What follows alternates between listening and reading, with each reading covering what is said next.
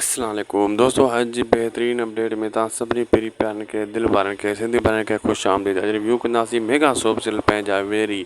छा वाकई चाकर खान अकबर खान जे हथां मारिजी वियो? चाकर खान पूरो थी वियो, उनजी कहाणी ख़तमु थी वई। हाणे दिलावर शैतानगिरियूं कंदो पोयां, हाणे उन जो अॻिते सिस्टम हलंदो। हाणे दिलावर सभु मिल्कियत संभालींदो चाकर खान जी। आख़िर अॻिते छा थींदो छा न थींदो, सॼी अपडेट ॾियूं था हिन वीडियो में। हिनखे आख़िर ताईं ॾिनी ताईं थी सघे त असांजे यूट्यूब चैनल उदासी टीवी के ज़रूर सब्सक्राइब लाइक शेयर कंदा। हलूं था अपडेट की तरफ। दरअसल दोस्तों, इहो ख्वाबु हूंदो आहे जेका कोमल ॾिसंदी आहे त उन खे मारियो आहे अकबर ऐं उते चाकर खान मारिजी वियो आहे। अहिड़े हिसाब सां उन इंटरव्यू थी करे पोइ भॼंदी आहे, पंहिंजे पीउ जे साम्हूं इक़रार करण जी कोशिशि कंदी आहे, चाकर खान खे न मार, मां हिन सां शादी करणु चाहियां थी। छो चाकर खान पंहिंजी गेम उछले आयो हुयो कोमल वटि, त हाणे मुंहिंजी आख़िरी ख़्वाहिश तोखे पूरी करणी आहे। इन जे करे कोमल पोइ नरम थींदी आहे, चाकर खान जी इहा आख़िरी ख़्वाहिश पूरी कंदी आहे।